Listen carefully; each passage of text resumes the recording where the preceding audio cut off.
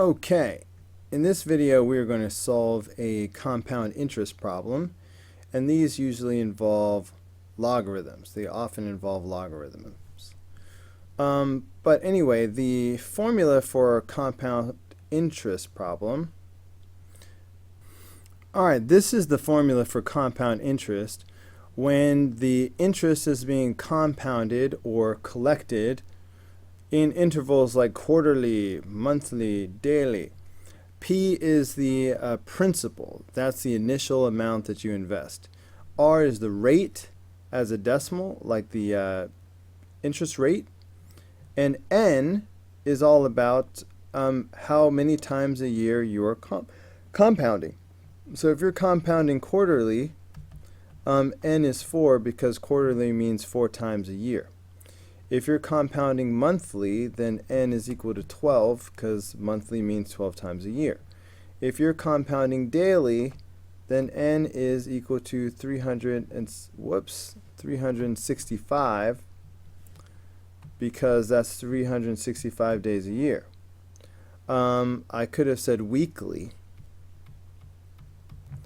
and N would equal 52 because that's 52 weeks a year. Alright, on the other hand, there's another kind of compound interest.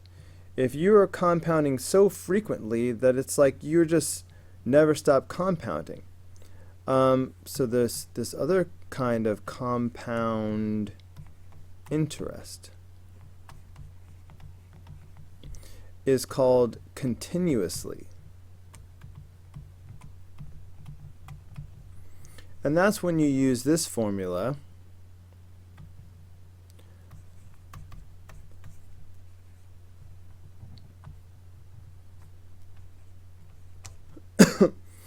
Which we call the PERT formula because we just can't help ourselves. But P is still the principal, your initial investment. E is the constant, the natural constant, 2.71 blah blah blah. R is the rate as a decimal. T is the time, usually in years.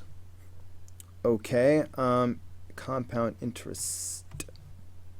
So, if you're compounding continuously, PERT is what you use.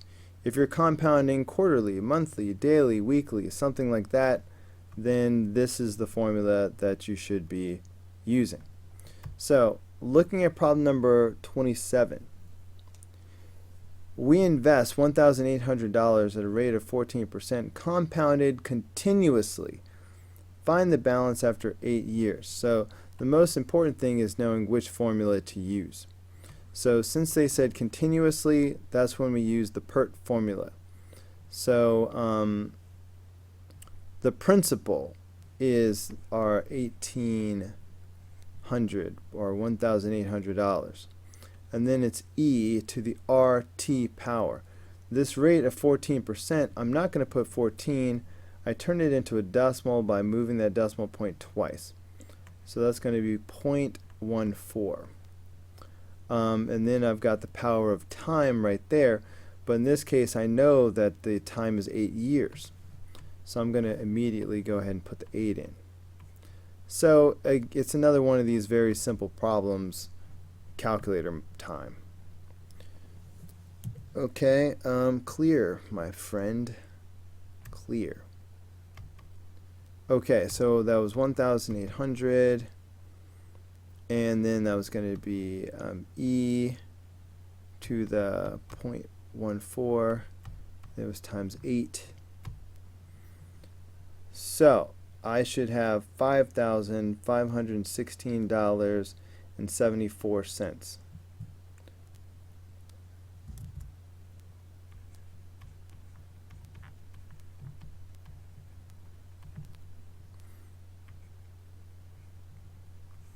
Okay, that's how much I should have in 8 years. Now, from number 28 is another application that involves an exponential function. But this is not compound interest, so we're just going to use a basic exponential growth or decay model. So you buy a new mountain bike for $200, the value decreases by 25% each year. Write a model for the value. So in general, if something is increasing or decreasing, then we have some initial amount, and then we have 1, and it'll be plus the rate if it's something that's increasing, or we'll say minus the rate if it's something that's decreasing. Alright, so this is decreasing, so we're going to go this way with it. And so this A is my initial value, my initial amount. So I'm going to put the 200 right here. Now I'm going to go 1 minus the rate. Again, 25%, I'm not going to do 1 minus 25. I'm going to change this to a decimal by moving that here. So that's 1 minus 0.25. Okay, to the power of time. Okay, so look, they just said write a model, so that's it. That's the model. I like to go ahead and do the subtraction. You know, 1 minus 0.25 is 0.75, so I'd prefer to write it this way: 200 times 0.75 to the t power. All right,